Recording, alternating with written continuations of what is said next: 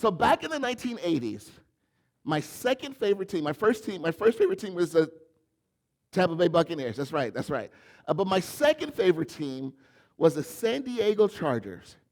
And one of the reasons why is because my mom had dated a guy named Willie Buchanan. And so for those of you that may not be familiar, Willie Buchanan played cornerback for the San Diego Chargers. And Marissa, you were like this. He actually started his career with the Green Bay Packers.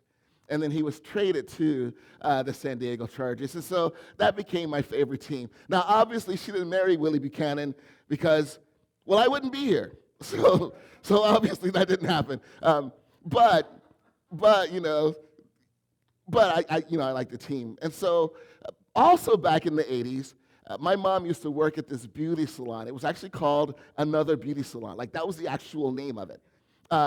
And what they would do is every year they would do like these major hair and nail shows because they also did products and that kind of thing. So they would attract like maybe 1,000 plus people that would come to their hair and nail shows.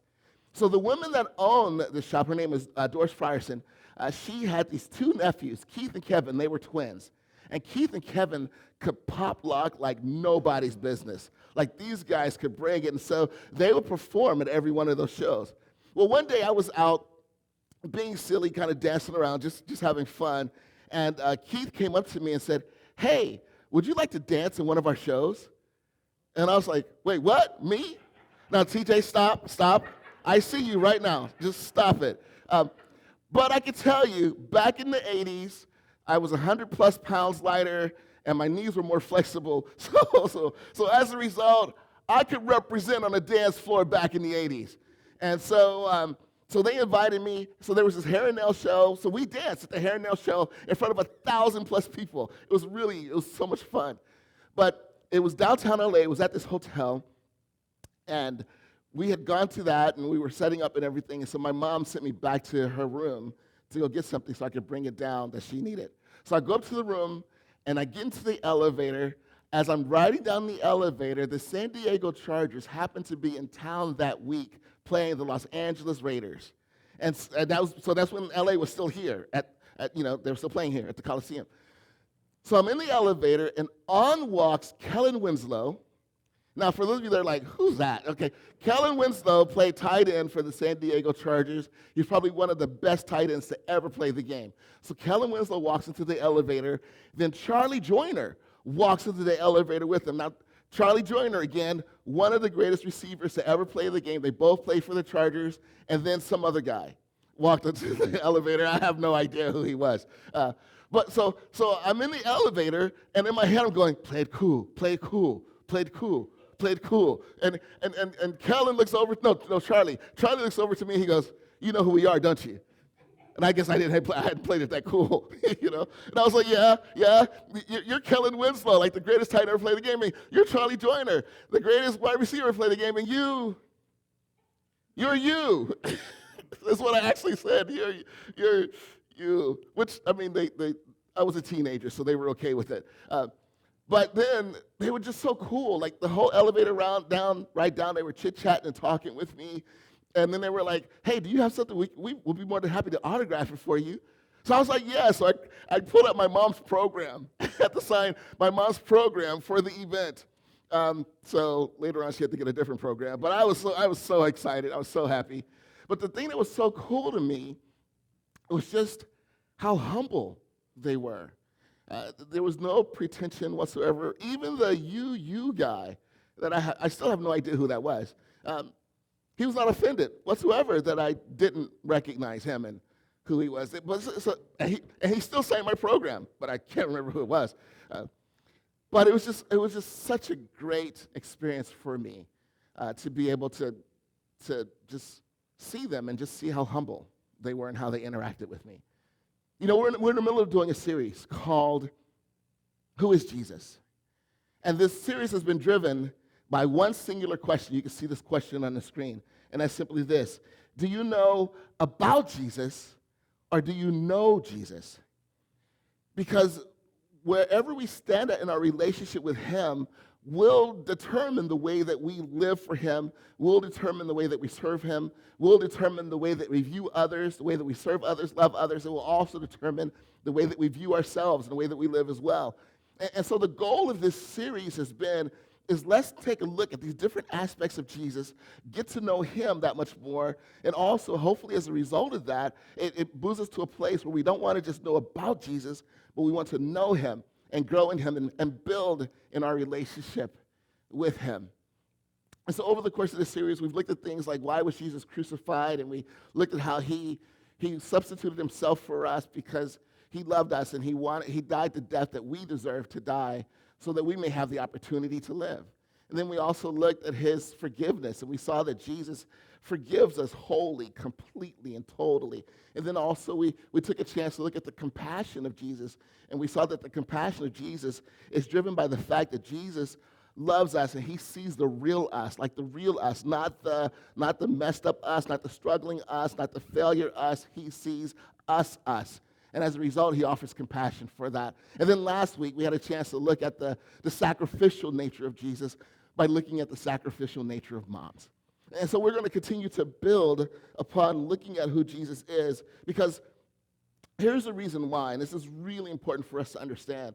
And this is something I've really been thinking about a lot lately, is I think one of the struggles that we have as Christians is that sometimes we kind of minimize what it means to follow Jesus to being how good we are.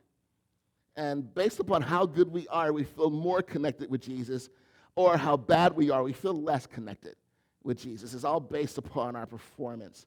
And then also what happens with that is if I'm gooder than you're good, then that makes me kind of better than you, kind of thing. So we can struggle with being judgmental and hypocritical because of that as well. And so what we begin to see is this, as we begin to dig through Scripture, is we begin to realize that Jesus Christ is looking for something different. He's not looking for people who are capable of being good. He's looking for something different than that. And there's a passage that sums it up really well. So this guy walks over to Jesus, and this passage is referred to as like the rich young ruler. So he walks over to Jesus, and he says, Jesus, what's the one thing? Like if I could do that one thing, and I was guaranteed to get into heaven, what would that one thing be? And so Jesus gives him a list of things. And the guy goes, I do that. I do that. And then it says this in Mark chapter 10, verse 21. It says, looking at the man, Jesus felt genuine love for him. Now this part always amazes me. Is Jesus looked at this guy. And remember, Mark was a guy that traveled with Peter, and so he took the sayings of Peter, the things he learned from Peter about Jesus, and that's where this gospel is birthed out of. So really, this is Peter's perspective of what he sees in Jesus. And so obviously, in this moment, he saw something in Jesus that he realized, like, Jesus loves this guy. And I wish I could know what that facial expression was. Like, what was it? I don't know. But it goes on to say, well, Jesus says, there's still one thing you haven't done. He told him, go and sell all your possessions and give the money to the poor, and you will have treasure in heaven. Then come, follow me. And it says that the guy walked away disappointed. Now, it's easy to look at that and think what Jesus was getting at was doing something good. But it's actually something deeper than that. What Jesus realized is this guy loved money and possessions more than he loved people, more than he loved God, and more than he loved himself. And so what Jesus was really doing was challenging this guy to really step back and step into making a commitment to love others. That's what he was challenging him to do. And so with this in mind, when we think about Jesus' last conversation with the disciples, and again, one of the things that we know is your last conversation will also be composed of the things that are most important to you. So if Jesus was going to lay out, again, what does it mean to follow him, he does that in his last conversation. And here's what he says, which is really powerful. In John chapter 13, verses 34 and 35, he says, so now I'm giving you a new commandment, to love each other, just as I have what? Love each other, just as I have loved you. You should love each other. So he's saying, you should love each other the way that I have loved you. And then verse 35, he goes on to say that your love for one another will what? Will prove to the world that you are my. So your love for others will prove to the world that you are my disciples. Not your church, not your goodness, not your eloquence, not your ability to be able to argue people, none of that. None of that. He says, your love will prove. And so it's important for us to begin to, so slowly what's going to happen as we begin to take some of the final steps of this series is we're going to begin to look at what are the things in Jesus that we can begin to mimic so that we can love others the way that he loves them, and also so that we can love ourselves the way that he loves us, and ultimately that this could lead us to a place where we really love God and begin to build in our connection and our intimacy with him. And so that really is the challenge of this. And so as we're looking at this, there's a really great passage that talks about the kind of mindset that we should have, and it gives us a picture of the kind of mindset that Jesus had as well. And some of you may be familiar with this verse, but it says in Philippians chapter 2, verses 5 and 6, it says, you must have the same attitude that Christ Jesus had. Though he was God, he did not think of equality with God as something to cling to. As something to cling to. So in other words, the passage is saying, all the qualities of God existed in Jesus. All the qualities.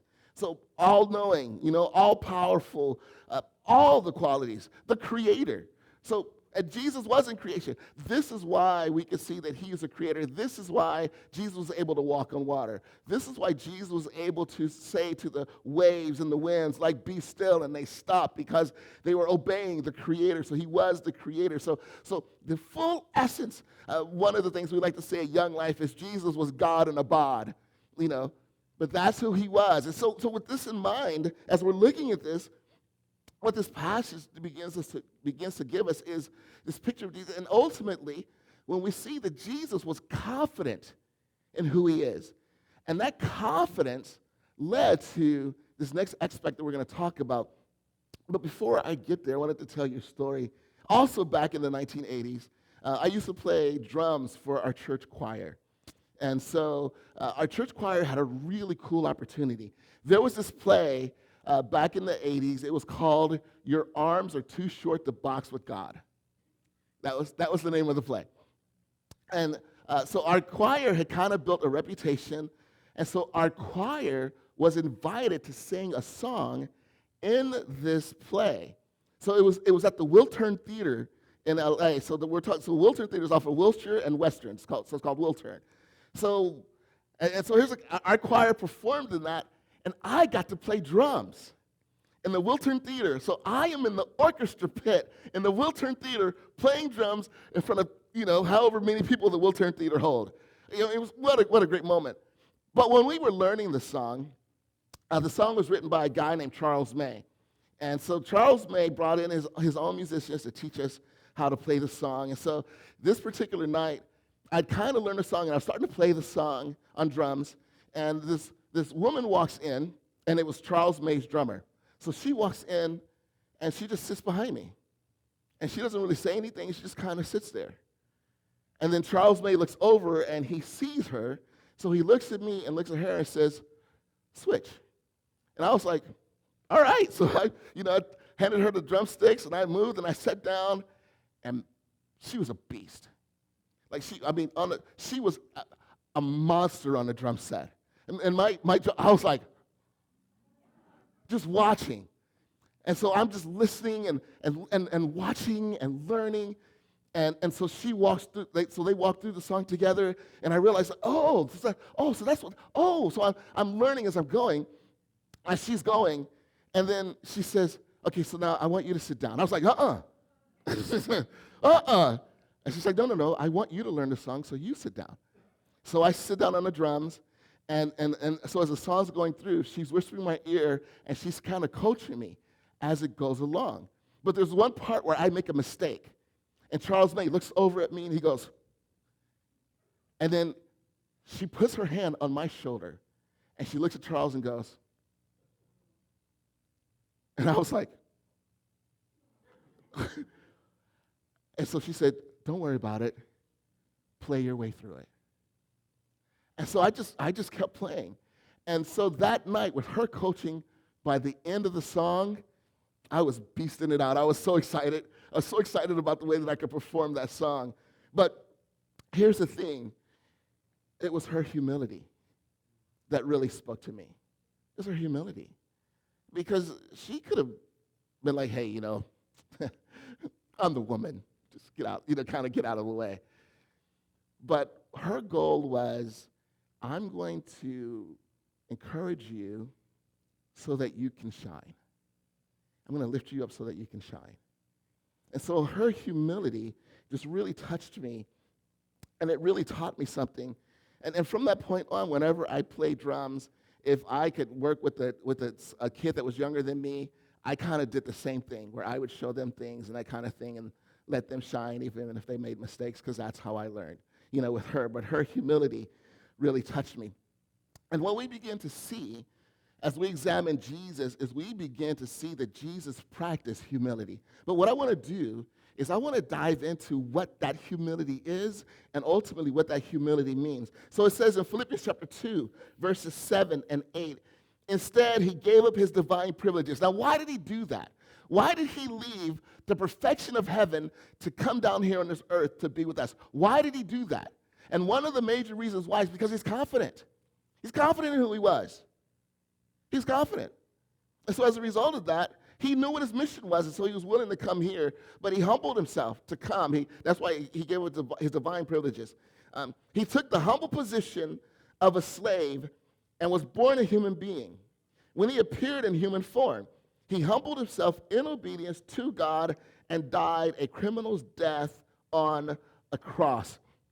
So when we look at this passage, it gives us a picture that here is God. He comes out God in a body. So he humbles himself, comes, and lives amongst us. But then it says he died a criminal's death on the cross. So ultimately, in some ways, what Jesus Christ did by willing to die a criminal's death is, in many ways, he made himself less than us in order to lift us.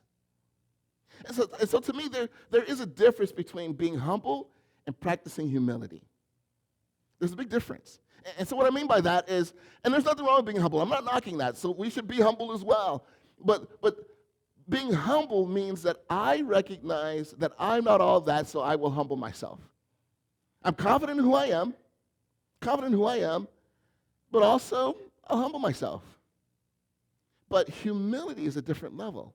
Humility is someone who's able to say, I am so confident in myself that I am willing to invest in you and lift you up. And it's almost like I see myself as less than you. And when I say see myself as less than you, it doesn't mean, because I think sometimes when we say see ourselves as less than someone, we think of self-deprecation. Like, oh, I'm not so good. Everybody's better than me. You like that? That's my acting for today. That's not humility. That's self-deprecation. Humility is someone, like I said before, is confident. He was confident in his presence. He was confident in his power, confident in his position. And so as a result of that, he was able to come and be amongst us. And I want to talk about how powerful, and we're going to look at an example of that in a moment. But before we do, I wanted to talk about what true humility does. And so you can kind of see this on the screen. True humility allows those who feel unworthy, unqualified, unwelcome, uneducated, and unaccepted to discover their value. So it means that I am looking at all the uns, and I'm going to figure out a way to be able to lift them up. Anyone that feels that way. And here's the reality, and let's be honest. Every single one of us in this room have felt one or more of these at some point in our lives. We all have. And we've struggled with it.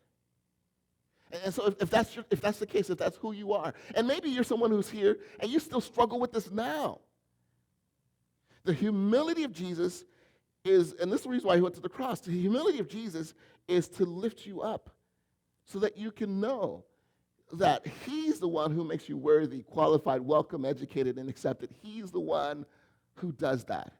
And as a result of our relationship with him, we can begin to find our worth. And we can have the kind of confidence that will be able to show others that we can lift them up too and begin to invest in them to help them to be able to grow. And so there is this example of Jesus. And so Jesus is out one day, and he sees this guy named Matthew. And so he says to Matthew, he says, hey, come join my crew. Come join my crew. And Matthew's like, all right. And so Matthew is so moved by that Matthew invites Jesus to come to his house that night. Now, why is this so important? We've kind of talked about this before, that Matthew was a tax collector.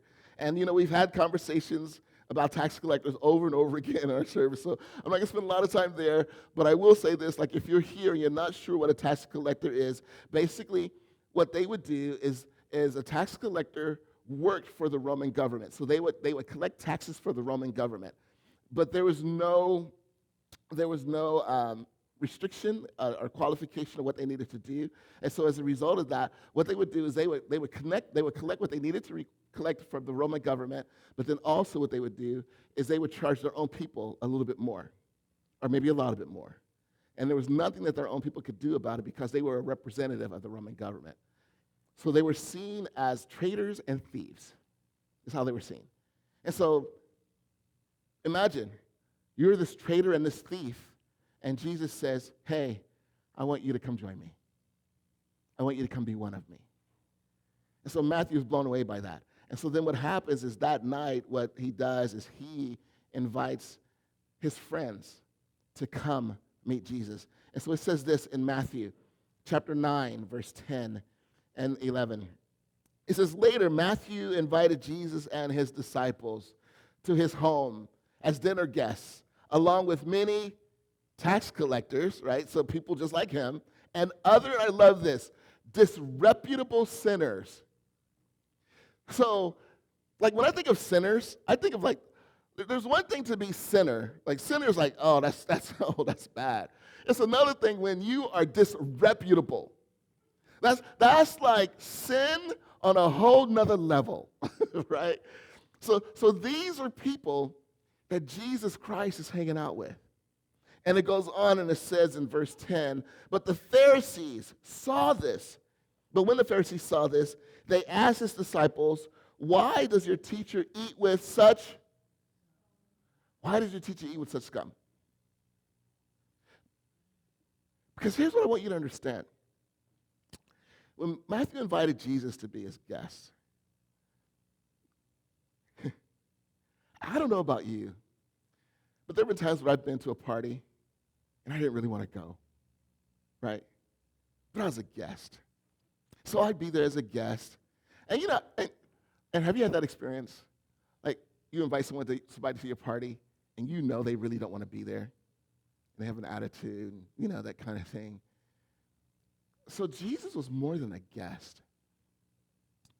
Because back in biblical times, it says that he ate with them. So back in biblical times, it's important that you are able to understand this. They didn't have tables like this. The tables were about maybe knee-high length. And so what they would do is they would actually, recline at the table. They recline at the table. So Jesus is reclining and hanging out with all of the tax collectors and disreputable sinners. And then not only that, they didn't have forks and knives, back then. So they ate, with their hands. So when Jesus, so now he's taking food with his hand and he's dipping his hand in the same place that tax collectors and disreputable sinners are doing. So back in biblical times, eating with someone was a very intimate experience. There's a connection that was there. And so this is why the Pharisees were like, dude, why are you doing that with them? I mean, you're dipping your hand in the same plate as someone who is a traitor to our country, who steals from our country, and ain't no telling what he does or what she does. They're disreputable people. Why would you eat with such scum? So here's the important thing that Jesus does is, get it smoothly. What Jesus does is he wasn't just a guest, but by the way he interacted with them, he made himself one of them. Although he's perfect, although he never sinned, he ate with them as though he was one of them. So he humbled himself with them to hang out and eat with them. So when you look at it this way, like this moment is really, really powerful. And so this is also the challenge, I think, that Jesus gives us, as well. Because here's the thing, and you can see this on the screen as well. True humility raises the value of those we see as unworthy, unqualified, unwelcome, uneducated, and unaccepted, or as the Pharisees or the religious leaders called them, scum. It raises their value. It raises their value. But if that's true, then that would also mean that the opposite is true when it comes to arrogance. And so you can see this on the screen as well. Arrogance makes us think of the unworthy, unqualified, unwelcome, uneducated, and unaccepted as ineligible. Or not one of us. Because the real heartbeat of arrogance is, I'm better than you. I'm better than you.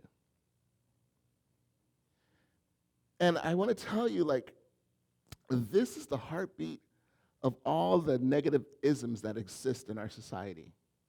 Racism, classism, ageism, ableism, all of those, sexism. So all of those aspects of things that are discriminatory in our society are all driven by this one arrogant perspective that I am better than you.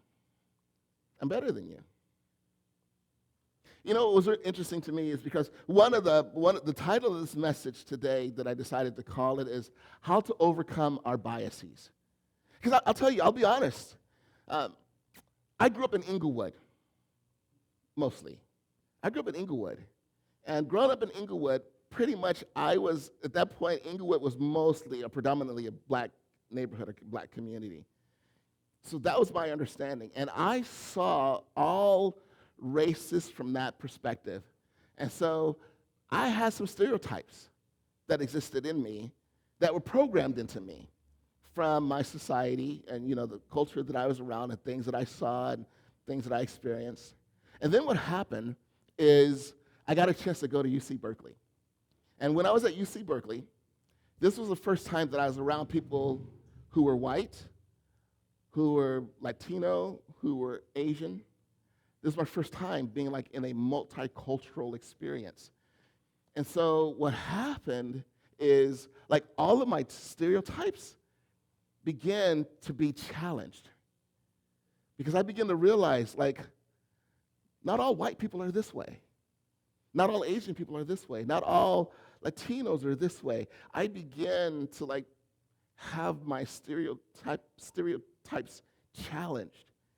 And I began to, and it's important for us to realize, we all have biases that we have to process through and work through and deal with that kind of sneak their way into our lives. And it's important for us also to realize that being a Christian does not make us immune to our biases. It doesn't. So having that opportunity, I began to realize, wow, here are some things in my mindset that I need to work on, that I really need to change. And so here's the thing that we can learn from Jesus, is that if you do struggle with having a bias, one of the best ways to do that is to spend time with the people with whom you have a bias against. It's one of the best ways to deal with it. One of the best ways to face it. And here's what will happen if you decide to do that. You will have some experiences with some people in that group that may confirm your bias. You may. But then also what will happen is you will have encounters with someone else of that same group that will blow your bias out of the water and begin to cause you like to rethink things. And that's what humility does. Humility says, let me put myself in a position where I am now willing, because A, I'm confident in who I am. I don't have to protect who I am. I'm confident in who I am because I'm confident in who Jesus has called me to be and made me to be. And so as a result of that, let me hang out with people with whom I have a bias against. Let me hang out with them and just kind of get to know them. And I will tell you that for me, that was a major ground changer for me, a life changer for me. And I'll tell you, I think that that is what God used to prepare me to become pastor here at Encounter Community Church. Because you guys know how much I value our church being a multicultural place. How much I value that. How much I value our church being a place where no matter what your cultural background, no matter what your ethnic background, no matter what your political background, no matter what your, wherever it is that you come from, no matter what your background might be, that you can come to Encounter and you know that this will be a place where you'll be loved, that you'll be accepted, that you'll be cared for. And then hopefully what we can do is maybe have conversations that will allow us to allow whatever bias that we might have to be processed and worked through and challenged. And so it's really important to me that we build a place like that we have a place like that. And I'll tell you that every single one of you are such a blessing to me as a result of that. The other thing that we can do that will help us to deal with whatever ism that we might wrestle. Let's say, for example, you struggle with ageism. And so you might see seniors as blah, blah, blah, blah, blah. You know one of the best ways to deal with that? Volunteer in a senior center. Just volunteer there.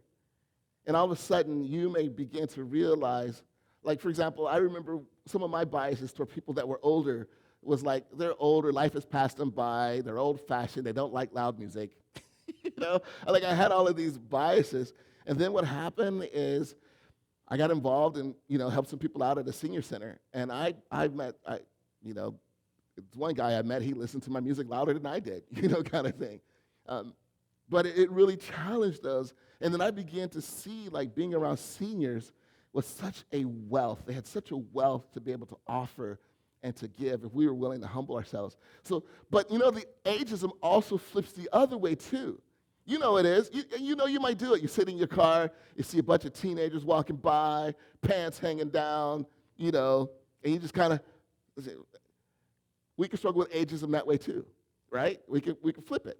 So what I encourage you to do, volunteer at a teen center. Just wear earplugs, but volunteer at a teen center.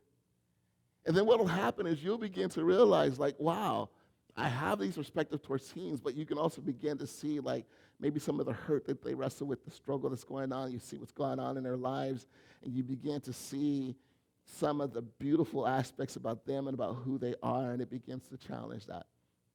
So I want to encourage you, like, whatever your ism might be, find a place where you can begin to serve people that are in that area of that bias. And then what you'll begin to find is God will begin to challenge you and encourage you and build you. This is why I'm not surprised. Like, at one point, it didn't make sense to me when Jesus was restoring Peter, and he said to Peter, like, Peter, do you love me? And Peter said, yes, I love you. He said, well, then feed my sheep. See, there's something, there's that correlation that connects that when I serve others, it also opens my eyes to Jesus and who he is and the way that he works. And that's what humility does. And that's what it opens the door. So here's what I want to encourage us to do. And this is something, honestly, that I continue to do on a regular basis.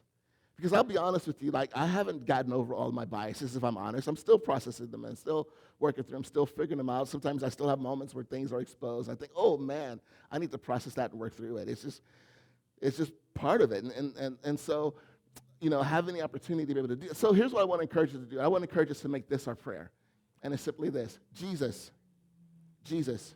help me to see what you see. Jesus, help me to see what you see. And I want to encourage us to not only do that, I think there's another ism that we might struggle with. Uh, I'll call it selfism. And what I mean by that is because of our experiences, because of our life, because of the challenges, because of the things that we've gone through, because of the things that we've dealt with, sometimes there is this tendency to see ourselves as less than, to see ourselves as undeserving, to see ourselves as unwelcome, not smart enough.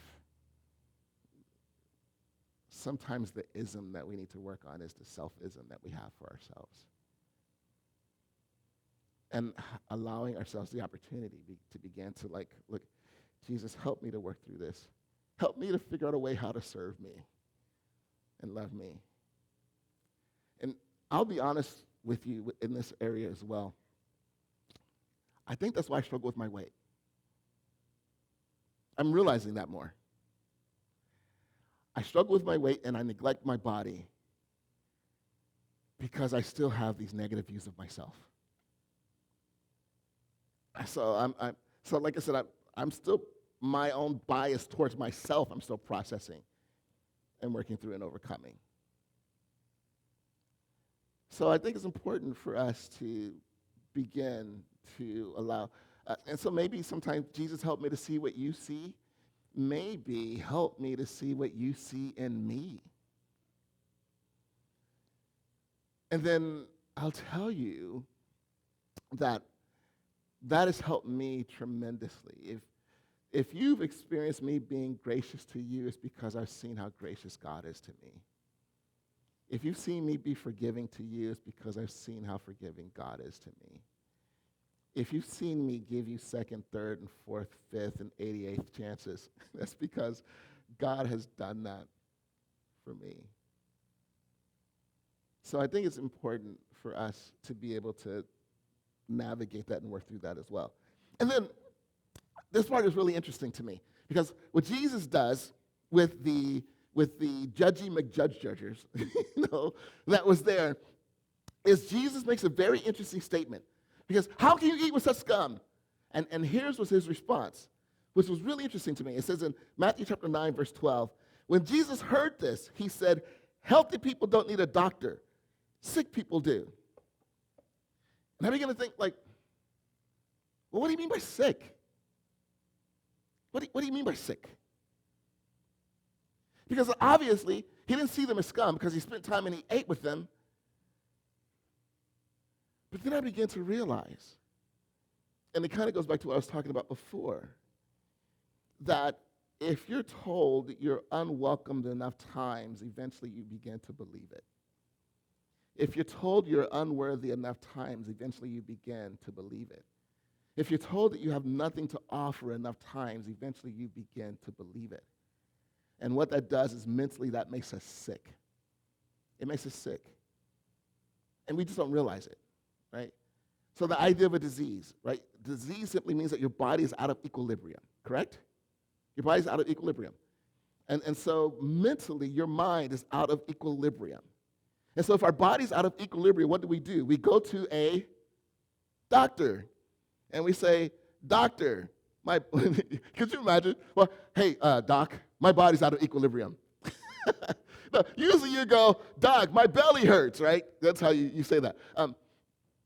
But so that's why Jesus said they were sick. It's because at some point the tax collectors begin to believe the message. The disreputable sinners begin to believe the message. And so they needed a doctor amongst them. I'm telling you, our society needs more doctors.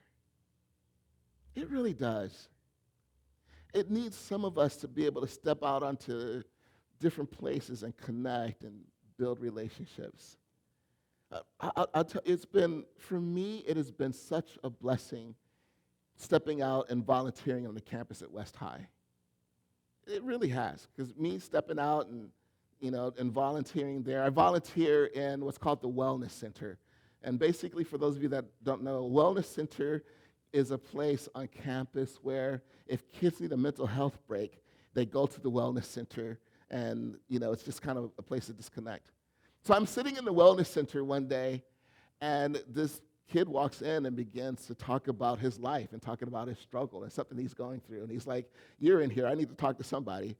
So he just like opens up and just like shares his whole story with me. It was just really powerful. And then, another time I'm walking across campus, and a teacher comes up to me, and the teacher says, "Hey, you're a pastor. Can I ask you a question?" And then the teacher opens up and shares about a struggle that they're going through in their life and how do they navigate it, how do they deal with it. So that experience would not have happened if I weren't on the campus. So I just want to encourage you to go. And then what happens is when you really begin to see the struggles of others, it awakens a compassion in you. It really does. And this might sound weird, but when I see someone that struggles with a racial bias towards me personally, because I still experience it towards me personally, I have compassion for them. Now, does it tick me off? I'm going to be human. Yeah, I don't like it. But then I begin to realize, like, they're broken. That's what it boils down to. Broken and insecure. And so I'm even able to see, like, that in a different perspective or in a different place. And so I just really want to encourage us to really begin to think about these aspects. And so, again, as I said this before, if you are in this room this morning or watching on a live stream or the live stream replay, and you struggle with all of the uns that you may have in your life, I want you to go to Jesus and recognize that Jesus loves you. He cares about you. He sees you. And what he desires to do is to recognize that he came on this earth to serve you so that he can lift you up.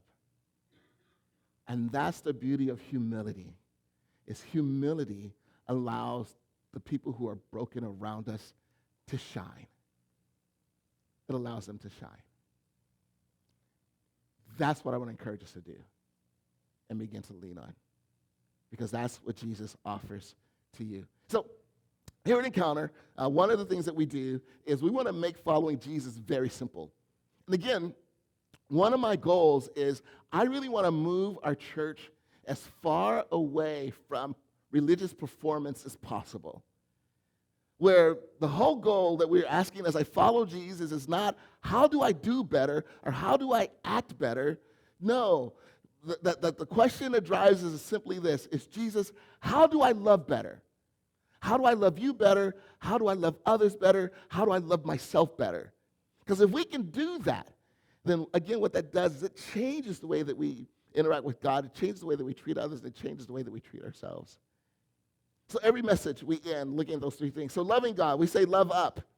So I just want to encourage you from this message. That is, recognize that Jesus serves you because he values you. He values you. And every single one of you in this room, on the live stream, you have value.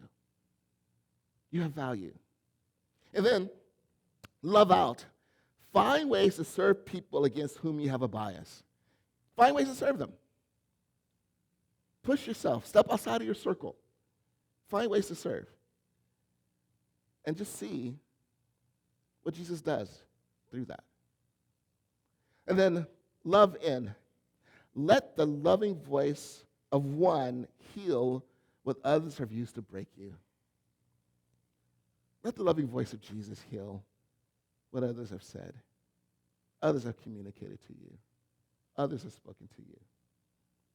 Let his voice be the voice that heals you. Jesus, I